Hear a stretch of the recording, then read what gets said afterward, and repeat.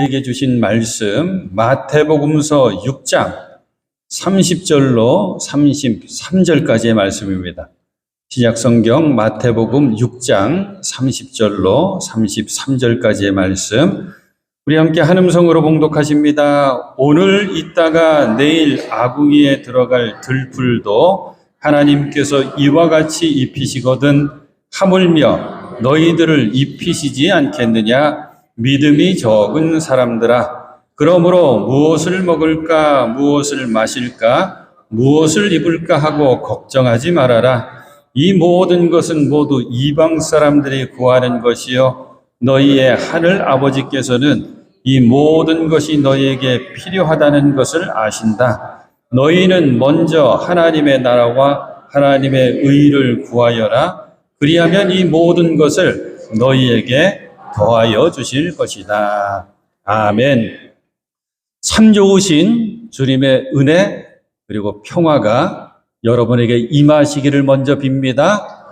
오늘 드리는 이 예배도 감사로 제물 삼아 드리는 우리 하나님 기뻐 받으시는 온전한 예배, 주님 예비하신 복과 은혜를 우리 모두가 다 받아 누릴 수 있는 소중한 예배가 될 줄로 믿습니다.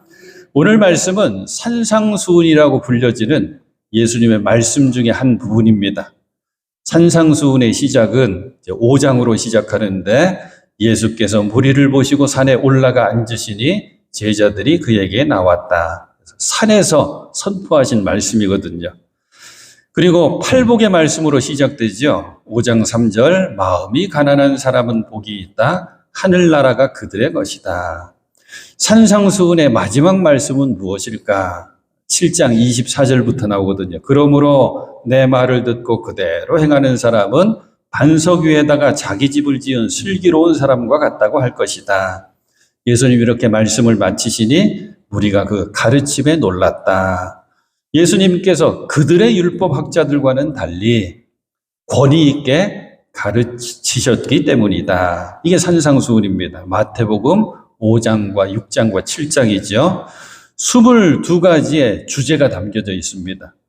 하나님의 나라가 무엇인지, 하나님의 자녀로서 우리는 어떻게 살아야 하는지를 때로는 은유와 비유로, 메타포라 그러죠. 은유와 비유로, 때로는 강력한 말씀으로 알려주십니다. 너무 소중해서, 너무 귀해서 보물과 같다, 그리고 보석과 같다 그래서 산상보훈이라고도 불리죠. 오늘 우리들이 함께 읽은 말씀은 근심, 걱정, 염려 속에 살아가는 우리들에게 주시는 말씀입니다. 질문 한번 해볼게요. 목사님, 아무리 그러셔도 나 걱정, 근심, 염려 하나도 없습니다 라고 답하실 수 있는 분 없으실 거예요. 만약 있으시다면 감사 또 감사 또 감사합니다. 근심, 걱정, 염려는 누구에게나 있습니다.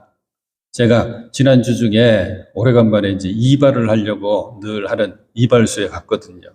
이발소에 갔더니 저를 이발해 주신 분이 머리숱이 조금 더 빠진 것 같다 그러는 거예요. 당장 걱정이 됐습니다.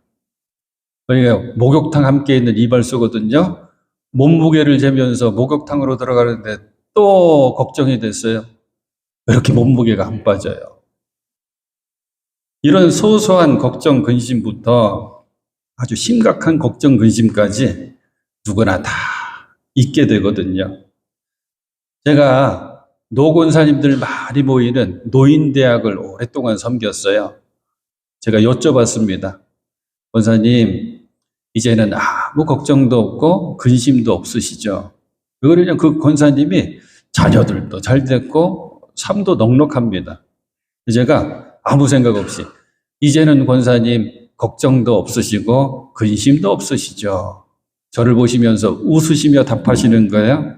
목사님, 가지 많은 나무 바람 잘 날 없습니다. 누구나 걱정, 근심, 염려가 있습니다. 예수님, 근심, 걱정, 염려 가운데 매여 살고 있는 사람들을 지금 보고 계신 거거든요. 그리고 이제 말씀하십니다. 이 25절입니다. 내가 너희에게 말한다. 목숨을 부지하려고 무엇을 먹을까? 또는 무엇을 마실까? 걱정하지 말고, 우리 이전 성경은 염려하지 말고, 몸을 감싸려고 무엇을 입을까? 걱정하지 말아라. 염려하지 말아라. 목숨이 음식보다 소중하지 아니하냐? 몸이 옷보다 소중하지 아니하냐? 당연한 말씀입니다. 누구에게나 몸과 그 목숨은 가장 중요하죠. 목숨과 몸을 위해서 수고하고 애쓰는 건 당연합니다. 쉽게 표현하면 누구든지 건강하게 오래 살고 싶습니다. 더 쉽게 표현하면 누구든지 잘 먹고 잘 살고 싶습니다. 문제는 잘 먹고 잘 살기 위해서 몸과 목숨을 위해서 힘쓰는데 애쓰면 애쓸수록 힘쓰면 힘쓸수록 근심, 걱정, 염려에 매이고 눌리고 그리고 묶여서 산다는 것입니다. 우리 그러잖아요. 부족한데, 없는데, 부족해서 어떡하지? 이거 없는데 큰일인데? 이러면서 살아갑니다. 결국 사람들은 이 근심과 걱정, 염려를 해결해 줄 수 있는 것, 재물이라고 생각하거든요. 돈이라고 생각합니다. 이 돈으로, 물질로 해결할 수 있지 않을까? 그래서 많은 사람들이 그 돈을 붙잡으려고 했습니다. 그것도 최대한 많이 붙잡으려고 합니다. 그래서 예수님께서 오늘 본문 앞에 24절에 먼저 말씀해 주시는 거예요. 줄이면 이거죠. 너희가 하나님과 재물을 겸하여 섬기지 못하느니라. 24절, 아무도 두 주인을 섬기지 못한다. 한쪽을 미워하고 다른 쪽을 사랑하거나 한쪽을 중히 여기고 다른 쪽을 업신 여길 것이다. 너희는 하나님과 재물을 아울러 섬길 수 없다. 우리는 결정해야 돼요. 나는 하나님을 사랑하고 하나님을 소중히 여기겠다. 이렇게 결정해야 됩니다. 조금 진지하게 생각해 봅니다. 실제로 물질, 재물, 이 돈이 내 근심, 걱정, 염려를 없애줄 수는 있을까? 있을 것 같기도 하고 또 안 될 것 같기도 하고. 분명 돈은 필요한데, 중요한데 그 돈이 정답은 아닌 것 같고. 제가 이 경험도 또 해봤어요. 예수 잘 믿는 권사님, 성품도 너무 고우셔요. 이분이 덜컥 큰 병에 걸렸습니다. 근데 이분의 질병은 통증이 그렇게 심한 거예요. 폐암에 걸리셨거든요. 여자 권사님인데 이분은 폐암이랑 거리가 먼 생활을 하셨어요. 그런데 폐암에 걸리셨는데 또 위치가 안 좋아가지고 수술받고 치료받으시는데 통증이 잡히지가 않습니다. 누워서도 잠 못 자고 엎드려서도 잠 못 자고 웅크려서 자는 거예요. 잠도 못 자는 거지. 웅크려 그냥 밤을 새는 겁니다. 신음하면서. 신방했죠. 병문안 갔습니다. 역시 예수 잘 믿으려고 애쓰는 아들 권사님이 제 손 꼭 붙들고 눈물이 그렁그렁 해가지고 하는 거예요. 목사님, 돈으로도 안 되는 것이 있네요. 큰 부자는 아니지만 넉넉하거든요. 그러니까 좋은 진통제를 이렇게 찾아보고 저렇게 찾아보고 해도 어머니 권사님에게 듣질 않는 거예요. 예, 신음하는, 고통스러워하는 그 엄마 모습 보면서 목사님, 돈으로도 안 되는 것이 있네요. 돈으로 살 수 없는 것들이 많이 있습니다. 돈으로 살 수 없는 19가지라고 하는 글이 있는데 여러분 들어보셨겠지만 제가 짧게 소개해 드릴게요. 몇 가지만. 돈으로 사람은 살 수 있습니다. 하지만 그 사람의 마음은 살 수가 없습니다. 돈으로 좋은 집 살 수 있습니다. 하지만 행복한 가정은 돈으로 살 수가 없습니다. 돈으로 최고 좋은 침대 살 수 있습니다. 하지만 거기서 자는 달콤한 꿀잠, 그 잠은 돈으로 살 수 있는 것이 아닙니다. 돈으로 맛있는 음식 살 수가 있습니다. 하지만 그 음식을 맛있게 먹을 수 있는 식욕은 돈으로 살 수가 있는 것이 아닙니다. 돈으로 멋지고 좋은 시계 살 수 있습니다. 하지만 흐르는 시간은 절대 돈으로 살 수가 없습니다. 돈으로 많은 책 살 수가 있습니다. 결코 인생의 지혜는 돈으로 살 수가 없습니다. 돈으로 좋은 약 살 수가 있습니다.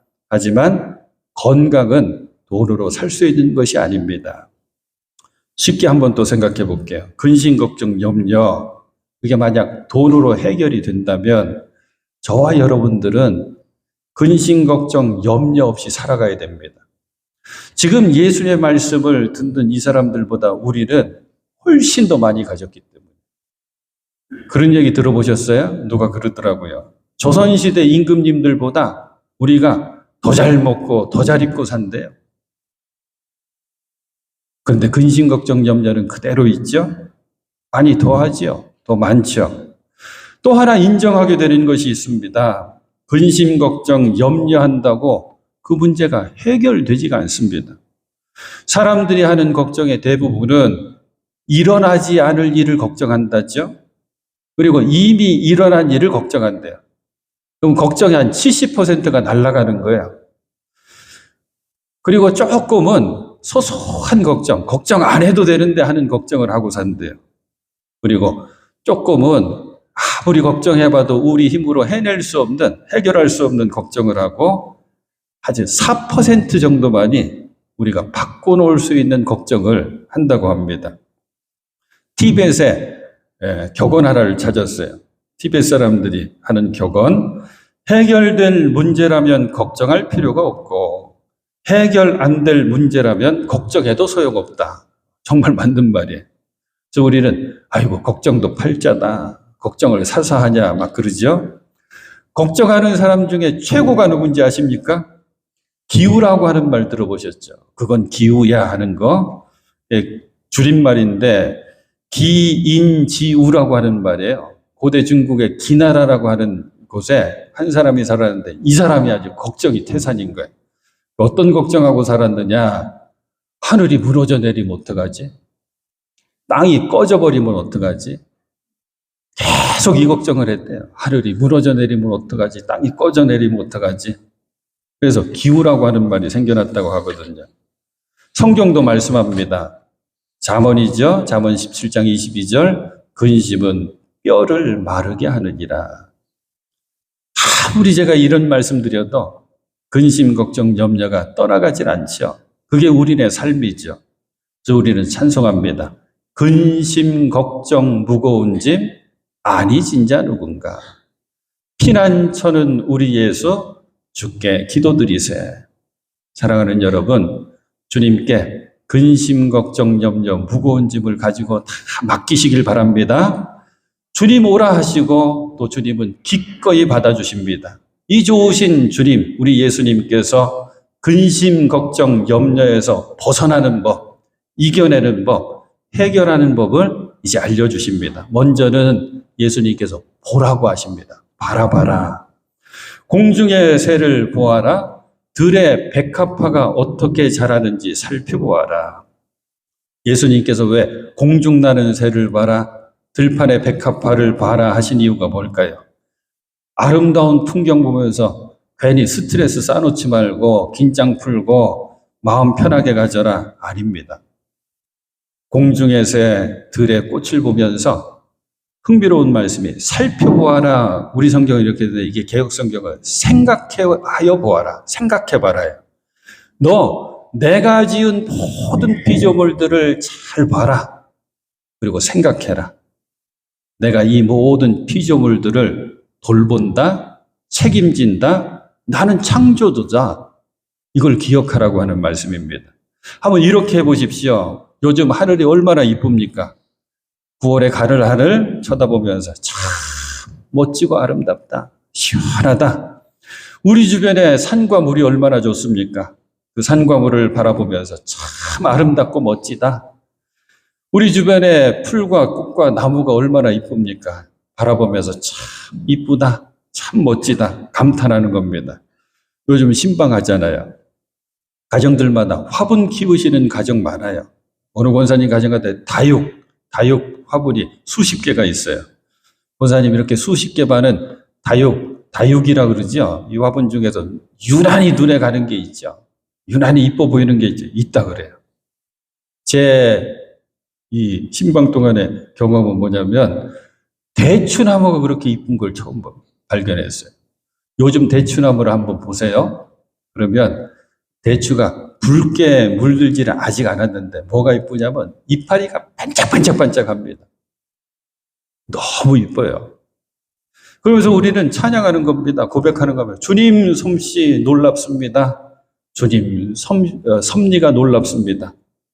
주님은 모든 것을 돌보시는 분이십니다. 피조물들을 바라보십시오. 그리고 생각하십시오. 하나님께서 책임지고 돌보시고 계시는구나. 이게 근심, 걱정, 염려를 해결하는 시작이 됩니다. 이제 공중의 새와 들의 백합화를 보라고 하신 예수님, 이제는 너 자신을 바라봐라 하십니다. 예수님이 모여있는 사람들에게 말씀하십니다. 너희는 저 새들보다 더 귀하지 아니하냐. 이게 너 자신을 바라보라고 하는 말씀이에요. 주님은 우리들을, 바로 나를 귀하게 여기십니다. 너무너무 귀하게 여기십니다. 그래서 저는 이 말씀 좋아해요. 이사야 44장 21절, 내가 너를 지었으니 너는 내 종이다. 내가 너를 지었으니 너는 내 것이다. 하나님이 나를 얼마나 존귀한 존재로 여기시는지 이것을 깊이 알고 고백한 사람이 있으니 그게 바로 다윗입니다. 다윗의 많은 시편들이 그 고백을 하는 거거든요. 아, 하나님 나를 귀하게 여기시는구나. 시편 8편 한번 볼까요? 여호와 우리 주여, 주의 영광이 온 땅에 어찌 그리 아름다운지요. 먼저 피조물들을 보는 거예요. 그래서 하늘의 달과 별을 보니 막 그러면서 이제 피조물들을 막 본 뒤에 뭐라고 고백하냐면, 사람이 무엇이기에 주께서 그를 생각하시며 인자가 무엇이기에 주께서 그를 돌보시나이까. 여기서 사람이 사람의 아들이라고 하는 뜻, 인자가 누구냐면 다윗 자신입니다. 하나님, 나를 왜 이렇게 존귀하게 여겨주십니까? 왜 나를 이렇게 돌보아 주십니까? 이 찬양을 하는 거거든요. 다른 피조물보다 우리들이 더 존귀한 이유가 뭔지 아십니까? 너무 간단하고 분명한 답이 있어요. 우리는 하나님께서 하나님 당신의 형상대로 지어주셨기 때문입니다. 내 모습 닮은 내 자식 너무 이쁘잖아요. 똑같습니다. 하나님 형상대로 나를 지으셨으니 하나님 우리를 귀하게 여겨주십니다. 우리 믿음의 사람들의 인사말 가운데 저는 이게 가장 좋은 것 같아요.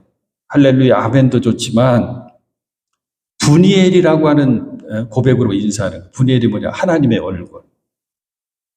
야곱이 형님 에서와 화해할 때 분이엘 고백으로 인사하거든요. 내가 형님을 보니 하나님의 얼굴을 보는 것 같습니다 하고 인사를 해요. 사랑하는 여러분, 우리는 서로 함께 신앙생활하면서 서로의 모습 속에서 하나님의 형상을 발견해야 됩니다. 그래서 우리는 다 존귀합니다. 하나님 귀중히 여기시는 우리들 반드시 책임져 주실 줄로 믿습니다. 이 은혜의 진리를 알지 못하면 우리는 근심, 걱정, 염려에 매여서 눌려서 헤어나올 수가 없어요. 그런 우리들에게 다시 한번 주시는 말씀이 30절입니다. 오늘 있다가 내일 아궁이에 들어갈 들풀도 하나님께서 이와 같이 입히시거든 하물며 너희들을 입히시지 않겠느냐. 믿음이 적은 자들아.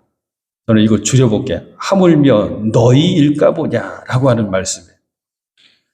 믿음이 적은 자들아, 이 말씀 우리들 들으면 절대 안 됩니다. 하물며 이 신앙을 가지고 살아가야 돼요. 하물며의 다른 똑같은 뜻의 다른 단어는 더군다나예요. 더군다나.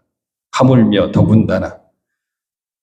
공중의 새를 봐라. 들의 꽃을 봐라. 내가 지은 피조물들을 잘 보고 생각해 봐라. 내가 다 책임져 주고 있지 않느냐? 내가 다 돌보고 있지 않느냐? 하물며 더군다나 너희일까 보냐. 당신 형상대로 지으신 우리를 귀하게 여기시고 책임지시고 돌보아 주십니다. 이게 하물며 신앙이에요. 하물며 너희일까 보냐. 사랑하는 여러분, 우리는 하나님의 돌보심을 믿고 확신하면서 내 삶을 하나님께 맡기고 살아가야 될 줄로 믿습니다. 그런 우리들에게 이제 마지막 교훈을 주시는 거예요. 우리를 지으시고 책임져 돌보아 주시는 하나님, 그 하나님께서 지으신 피조물들을 우리가 보고 생각했어요. 하물며 자녀 삼아 주시고 더군다나 죽기까지 사랑하시고 우리를 책임져 주시고 돌보아 주심을 생각하면 나 자신을 돌아봤습니다. 그러면 이 말씀의 뜻을 꼭 붙들고 살아야 돼요. 31절과 33절입니다. 그러므로 무엇을 먹을까, 무엇을 마실까, 무엇을 입을까 하고 걱정, 염려하지 말아라. 33절, 너희는 먼저 하나님의 나라와 하나님의 의를 구하여라. 그리하면 이 모든 것을 너희에게 더하여 주실 것이다. 오늘 여러분들이 두 단어를 꼭 마음속에 품고 가셔야 돼요. 내가 하물며 더군다나 신앙으로 살아야겠다. 하물며. 너일까 보냐. 하물며. 두 번째는 먼저입니다. 먼저. 사랑하는 여러분, 우리들은요, 해야 하는 것과 하지 말아야 될 것을 잘 구분할 줄 알아야 되는 거거든요. 이게 지혜입니다. 해야 될 것, 그래서 해야 되고, 하지 말아야 될 것, 때로는 하고 싶어도 딱 하지 않는 것. 이게 지혜거든요. 똑같은 놀라운 지혜가 이것입니다. 먼저 할 것과 나중 할 것을 구분할 줄 알아야 돼요. 그래서 먼저 할 것을 먼저 해내야 됩니다. 신앙의 우선순위라고 하는 말이 있죠. 신앙의 우선순위에 이런 것들이 우선순위가 됩니다. 하나님 영광, 하나님의 뜻, 하나님의 시간, 하나님의 계획, 하나님의 방법, 이런 것들이 신앙의 우선순위가 되어야 되거든요. 하나만 한번 생각해 볼까요?